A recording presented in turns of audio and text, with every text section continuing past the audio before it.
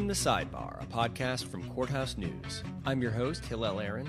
Today on the show, abortion law is back on the Supreme Court menu. And I'm joined by our Supreme Court correspondent, Kelsey Reichman. Hi, Kelsey. Hello. So, it's been nearly 2 years since the Supreme Court overturned Roe v. Wade.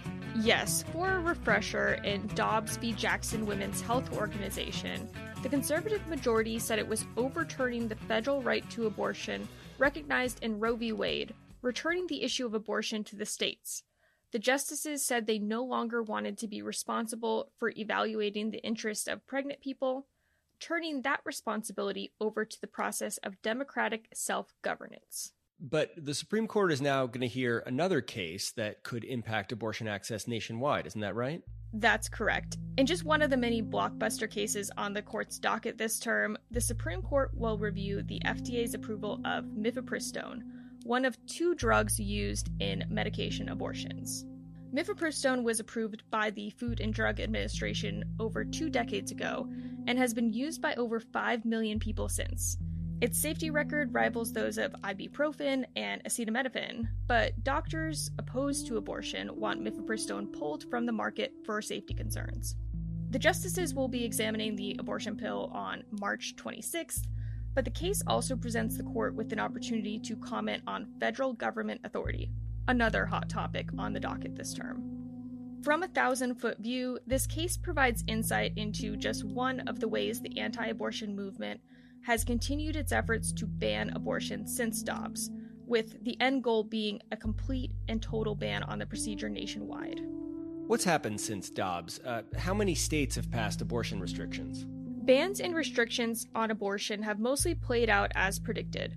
According to the Guttmacher Institute, which tracks abortion access nationwide, 14 states currently have total abortion bans, and 7 states have strictly limited the procedure, outlawing abortions earlier in pregnancy than the standard in Roe. But 15 states have made efforts to protect abortion access. None of these outcomes are really all that surprising.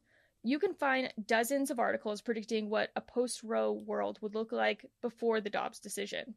What we know to be true before and after Roe is that people will have abortions no matter the legality of the procedure. After Dobbs, we've actually seen an increase in abortions. In 2023, the first full year without Roe, over 1 million abortions occurred, a 10% increase since 2020. What are the anti-abortion groups trying to do to further restrict legal abortion? The abortion pill fight before the Supreme Court is one option. A group of anti-abortion doctors who do not prescribe the pill challenged mifepristone's FDA approval, attempting to remove the drug from the market. The lower court's ruling would have done that for them. But the Fifth Circuit limited U.S. District Judge Matthew Kaczmarek's ruling, finding that mifepristone's initial approval could stand. The appeals court would still roll back access to the pill, however. And if upheld, mifepristone would only be prescribed up to 7 weeks gestation instead of the current 10 weeks. Abortion seekers would also have to attend multiple in-office doctor's visits as opposed to telehealth consultations to receive the pill, and they would have to take the drug under the doctor's supervision instead of receiving it through the mail. But the justices will have the final word here. Any limits on abortion pills will be huge in the post-Roe era.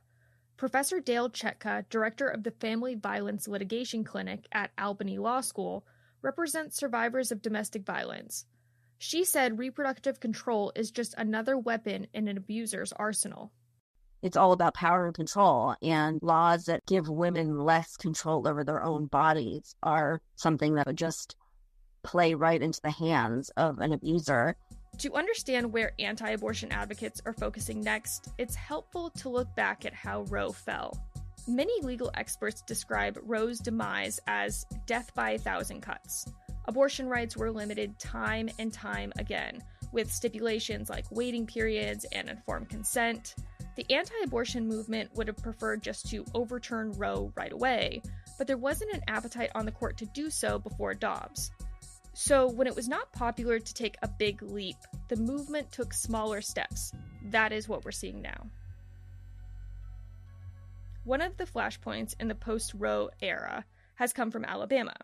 The state Supreme Court ruled in February that in vitro fertilization embryos could be considered children under state law.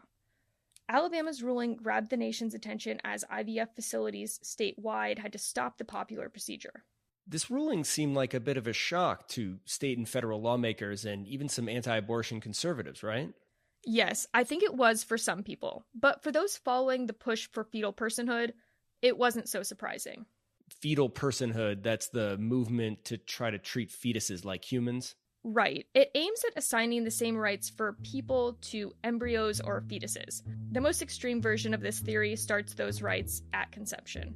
Chelsea Human, the National Legislative Advisor for Human Coalition Action, said fetal personhood would give embryos or fetuses the same rights as any living child.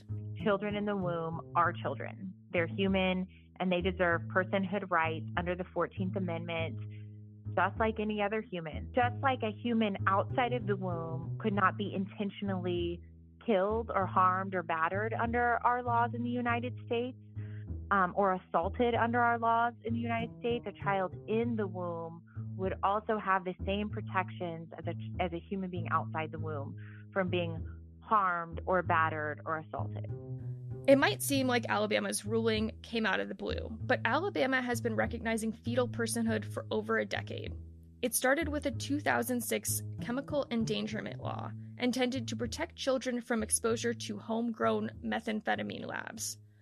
Hope Ankrum would be charged under this law in 2009, but not because she endangered a child as traditionally recognized.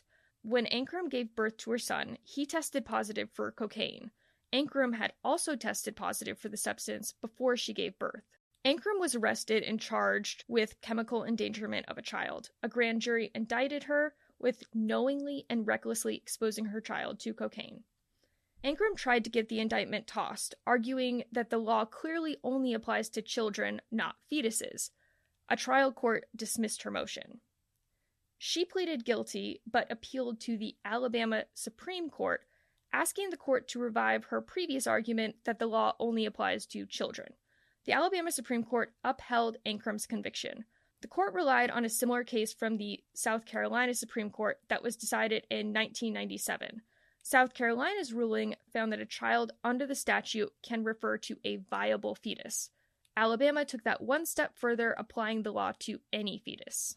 Just 1 year later, in 2014, the Alabama Supreme Court reaffirmed Ankrum's ruling in Hicks v. Alabama, ruling that prosecuting pregnant people under the 2006 statute was permissible.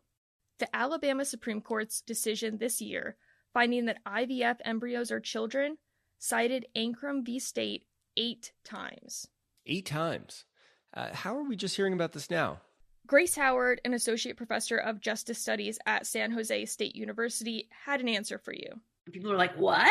How did I miss that? Here's how you missed it. You didn't care because the people who were bearing this burden were almost exclusively impoverished drug users.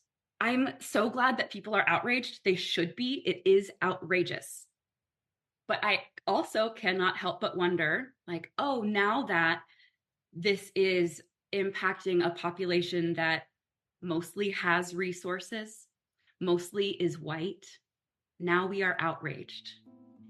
We should have been outraged a decade ago. I think that if we had been outraged a decade or even 2 decades ago about what we were doing to these most vulnerable, marginalized, despised people, I don't know if we would be where we are right now. We're not talking about 1 or 2 cases here. Howard analyzed over 700 of these cases for her forthcoming book, The Pregnancy Police: Conceiving Crime and Arresting Personhood. Pregnancy Justice, a legal organization advocating for pregnant people's rights, reported almost 1,400 criminal arrests of pregnant people between January 1st, 2006 and June 23rd, 2022, the day before the Dobbs ruling. Pregnancy Justice's study found cases of pregnancy criminalization in 46 states, but almost 80% of these cases came from just 5 southern states. And of those 5 states, almost half of those cases come from Alabama. All of the states with the highest percentage of pregnancy criminalization expanded their definitions of child abuse to include fetuses, fertilized eggs, and embryos. Are all these cases related to drug use? The majority are. The Pregnancy Justice Study found that 9 in 10 of these cases included substance use while pregnant. The 3 most common substances in these cases were methamphetamine, cannabis, and cocaine.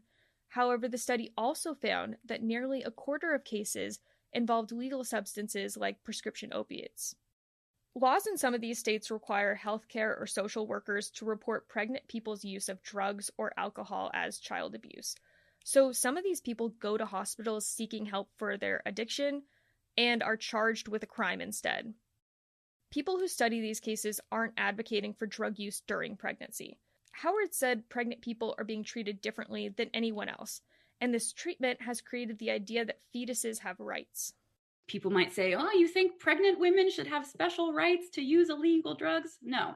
When people get in trouble for drugs, they get in trouble for possession, manufacturing, sales, operating a vehicle under the influence of, maybe public intoxication, not for use, right? Not for use. Your medical information is supposed to be private.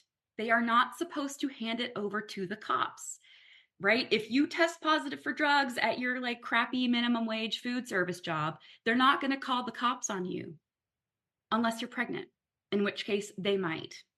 They might decide that the fetus or the fertilized egg or embryo is a legal person, and I have an obligation to report harm or threat of harm against people. And so I will report this pregnant woman to the cops. What happens to these women? A lot of them lose custody of their children, but some, particularly those in Etowah County, Alabama, are arrested and jailed while pregnant. Dana Sussman, Deputy Executive Director at Pregnancy Justice, said Etowah County is ground zero for pregnancy criminalization. Pregnancy Justice is part of a federal civil rights lawsuit filed on behalf of pregnant women who were mistreated while incarcerated. We started to hear stories of women who were forced to endure horrific conditions surrounding their births in the jail, or lack of care as they labored by themselves for significant periods of time. And Ashley Caswell was one of those women who shared her story with us, and it was one of the most horrific things we had heard. And yet there is a pattern of this treatment of pregnant women in the Etowah County Jail, and we document a few other stories in the complaint. Caswell was arrested in March 2021 for chemical endangerment of a child. She was 2 months into a high-risk pregnancy at the time. The lawsuit accuses Etowah County Detention Center of denying her medical care during her pregnancy, despite knowing her medical history. It denied Caswell access to her prescribed psychiatric medication and prenatal care.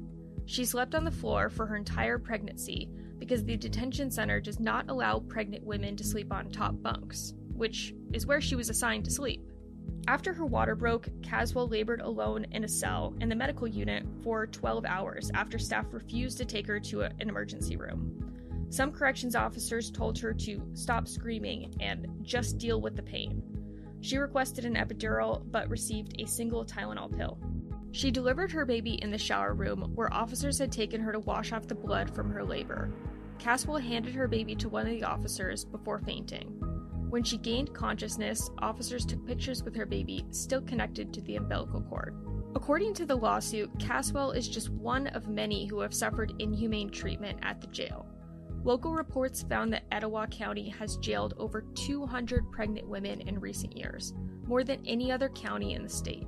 The fact that this is a county that has chosen to prosecute more pregnant and postpartum people than any other in the country, and yet provides the most insufficient medical care to those pregnant and postpartum people, needs to be called out. And while we can't challenge the underlying premise of their prosecutions, because the Alabama Supreme Court has ruled that fertilized eggs are people, and so exposing them to some perceived or actual risk of harm in utero is essentially per se child abuse or child endangerment, what we can do is hold them accountable for their responsibility is once they've decided to arrest and detain all of these pregnant and postpartum people. We'll be right back after a quick break. Hey, this is Ben Weiss. I'm Courthouse News' Congress reporter based in Washington. Covering Capitol Hill for a publication like CNS doesn't just mean writing about the issues of the day. It also means taking a look at topics that don't necessarily make a lot of headlines.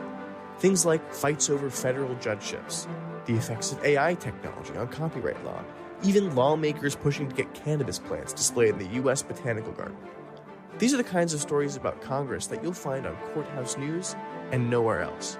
You can follow my work in the nation's capital on X, @BenjaminSWeiss, or read my stuff daily on courthousenews.com. And listen to Sidebar, a podcast from Courthouse News, for more from our talented journalists all over the country. Thanks for listening. Now, back to the episode.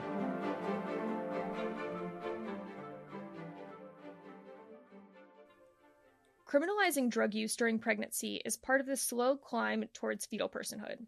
Sussman said once fetuses are considered people in some areas of the law, it's difficult to take away that personhood in other areas. This is another death by 1,000 cuts because you're starting to see it sort of become normalized without a lot of outrage. It's hard to get people to be outraged about what some might perceive as innocuous or even beneficial, that you could get a tax credit for an embryo, right? Or that, you could get child support for an embryo. But what this ultimately means is we are designating embryos and fertilized eggs with legal status that will serve to diminish and undermine the rights of pregnant people and all people with the capacity for pregnancy. If Alabama can prosecute pregnant people for drug use, what's to stop the law from applying in other circumstances? So, Alabama is using a chemical endangerment law to go after pregnant drug users. By that logic, wouldn't any state law regarding child abuse apply to fetuses? That's the thinking. Pregnant people are already charged under child endangerment laws for things other than drug use. For example, one pregnant woman tried to evade the police, and she received a reckless endangerment of a minor charge. There are also more innocuous laws that help build up the idea of fetal personhood. Murdering a pregnant person carries a higher penalty than someone who isn't pregnant, and Sussman said laws recognizing some form of fetal personhood do not only exist in the South. Fetal homicide laws, what you just described, exist in 38 states. And those are laws that have been passed mostly in the 90s and early 2000s that designate fetuses as a separate legal entity for the purpose of charging a defendant with a separate crime in connection with the loss of a pregnancy when you attack a pregnant woman. So in these horrific cases, a pregnant woman might be killed or very seriously injured, and the pregnancy is also lost. So instead of charging someone with the murder or assault of one person, you can charge them with the murder or assault of two people. And again, these they're in 38 states, so they're not limited to the states that have broader fetal personhood laws. But what they have done is normalize this idea that fetuses are separate legal entities. California is one of the 38 states with feticide laws. In 2019, Chelsea Becker had a stillbirth, and the state charged her with murder. Becker had used methamphetamine while pregnant, and California claimed her drug use caused the stillbirth. Becker spent 16 months in a county jail because she was unable to pay her $5 million bail. Pregnancy Justice represented Becker in the case and successfully argued that there was no scientific evidence that methamphetamine ends pregnancies, and Becker's case was dismissed. It's not clear where the line would be drawn if fetuses receive full personhood rights. Aziza Ahmed, a law professor at Boston University studying the intersection of law, politics, and science, compared this question to one the late Justice Antonin Scalia asked during oral arguments over the Affordable Care Act. Scalia opined that if the government could force Americans to buy health insurance, could it also force people to buy other things, such as broccoli? Scalia and the conservatives were so amped up about was that if we allow the federal government to basically make us participate in health insurance markets, what's next? They're going to force us to eat broccoli, and everyone talked about it all the time. Like, oh, Scalia thinks the government's going to make us eat broccoli. Are they going to make us eat broccoli? It became like a media talking point. But actually, this is a much more realistic scenario in the fetal personhood context, where they're going to say, like, this is how we define taking care of these children in utero. And if you don't take care of them that way, the way we say you should take care of them, then we're actually going to take custody of your child or, prosecute you for neglect. While controlling the diet of pregnant people certainly feels like an outlandish idea, some people would say the same thing about Alabama considering frozen IVF embryos children. The Supreme Court has already been asked to take up fetal personhood cases. Not even 3 months after Dobbs, Catholics for Life and 2 pregnant people asked the court to decide if fetuses have 14th Amendment rights. In the mifepristone case, the justices were asked to allow one lawyer to intervene to represent fetuses terminated by abortion pills. The court rejected both petitions, but more rulings like Alabama's may force the justices to jump into the debate. But the Supreme Court is not the only pathway for fetal personhood. Fetal personhood is the end game, and there's a bill in Congress with many co-sponsors that would codify personhood right now. And the language of fetal personhood has been infused in the Dobbs decision, and I think we'll see more of it in the Supreme Court cases that are going to be heard this session. And I think everyone needs to truly understand what this means, not only for reproductive health care, but also for the rights and personhood of half of the population that can become pregnant. Because it's not just about those moments of pregnancy, right? It is, if you have the capacity for pregnancy, your life can be upended by this. So the implications are vast, they're scary, and we need to really grapple with them. If Alabama has recognized fetal personhood for decades, then why was the IVF ruling such a shock to state lawmakers? IVF sits in this very complex space in the abortion conversation. Ahmed said there's an IVF carve-out and many abortion bans.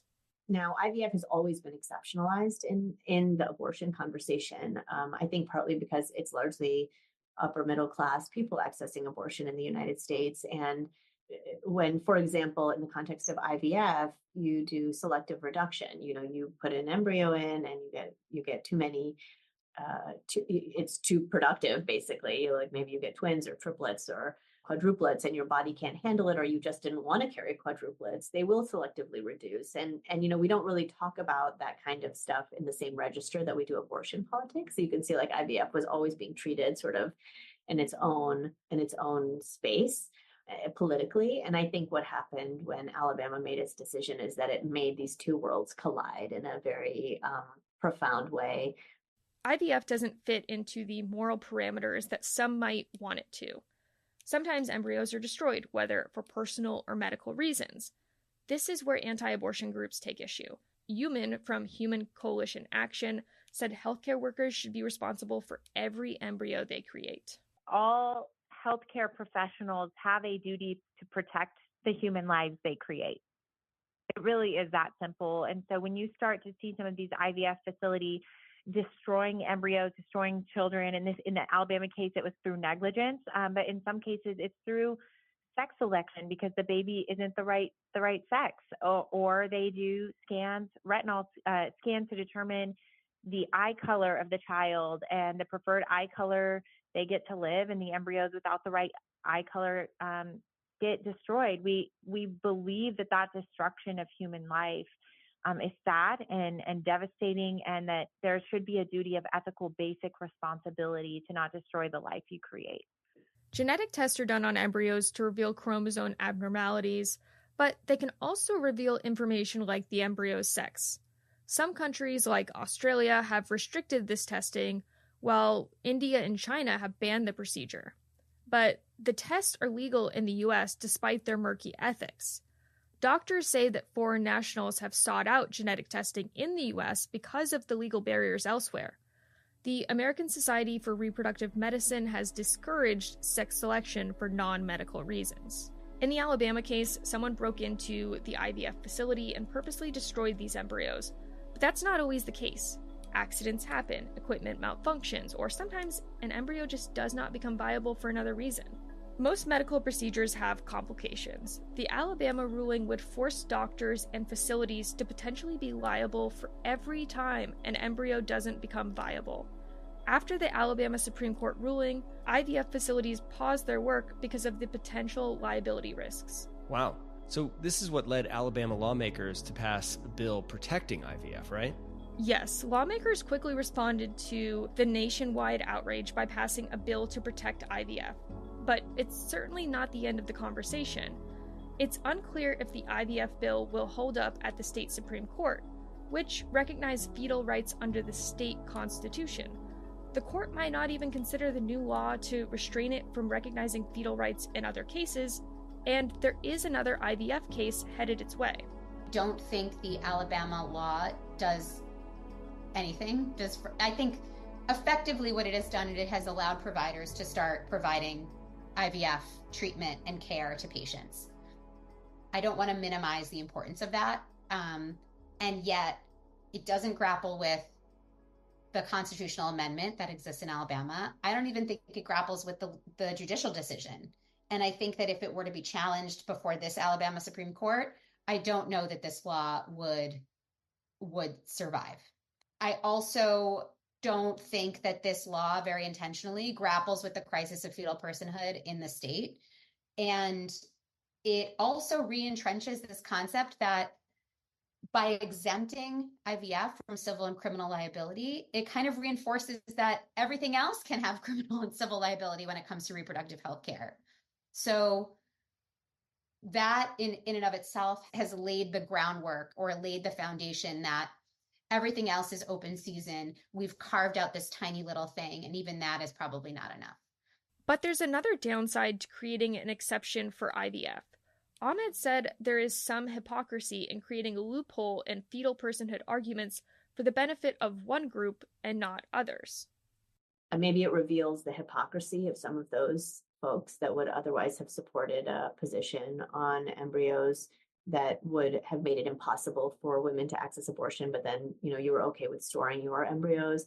Maybe it reveals that the lawmakers weren't paying attention to who their constituents were and what they're doing. They just weren't paying attention to women and women's issues in general. I think that's probably fair to say about almost all legislators, and that they're not paying attention to women's health, or the fact that so many women are accessing IVF. I think it shows the paradoxes and contradictions that the GOP has basically walked itself into, that the conservatives have walked themselves into by taking these extreme positions.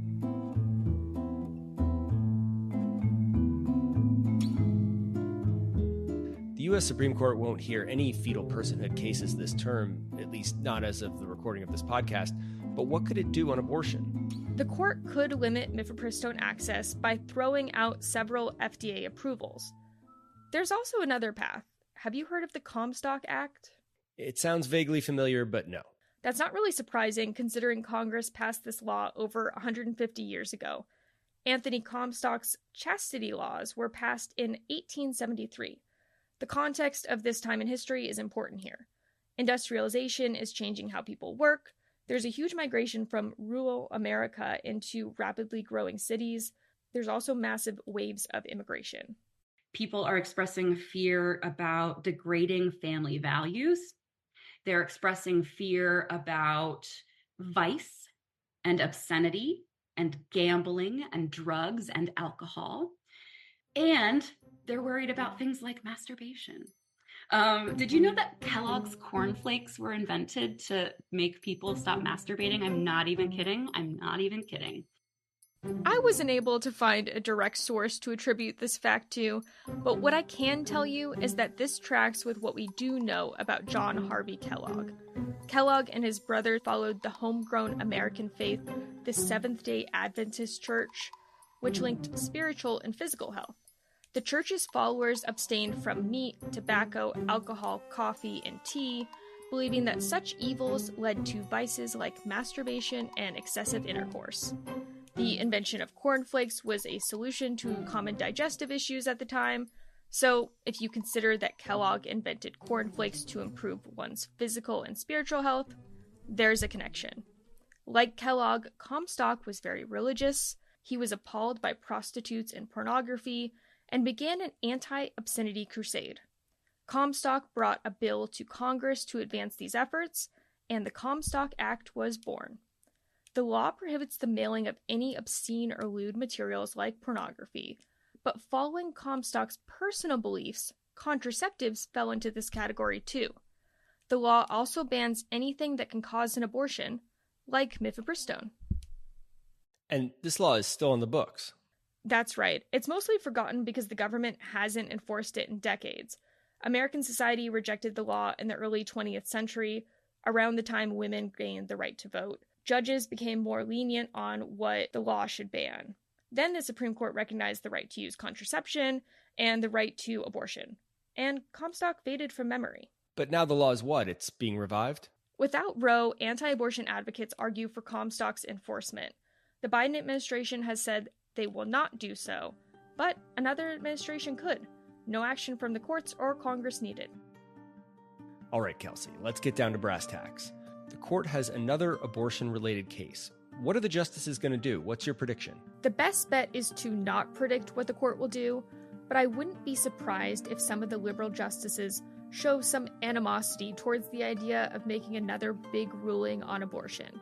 Justices Sonia Sotomayor, Elena Kagan, and Stephen Breyer, who has since stepped down from the court, were very clear in their dissent in Dobbs that they felt the conservative majority overstepped when throwing out Roe. They described the decision as catastrophic and said it stripped women of their agency and their liberty guaranteed under the 14th Amendment. The liberal justices predicted that Dobbs would not save judges from controversy, but instead force the court to wade further into hotly contested issues. They said their conservative colleagues revealed how little they know or care about women's lives or about the suffering their decision would cause.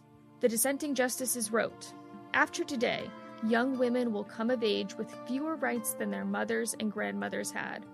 The majority accomplishes that result without so much as considering how women have relied on the right to choose or what it means to take that right away. The majority's refusal even to consider the life-altering consequences of reversing Roe and Casey is a stunning indictment of its decision." That's all to say that if the court were to take more steps to limit the procedure, I'm sure it would ruffle some feathers. The forecast is also stormy for the justices who do not want to decide any more abortion cases. Ahmed said more abortion fights could be on the horizon.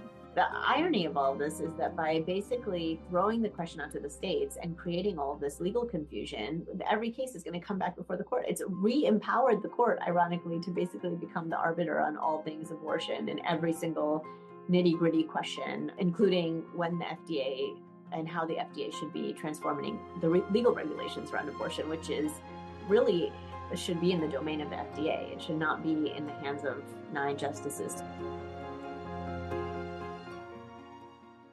That is going to do it for us. Thanks to Kelsey Reichman for asking those nitty-gritty questions. Thanks to our producer, Kirk McDaniel, and thank all of you for listening.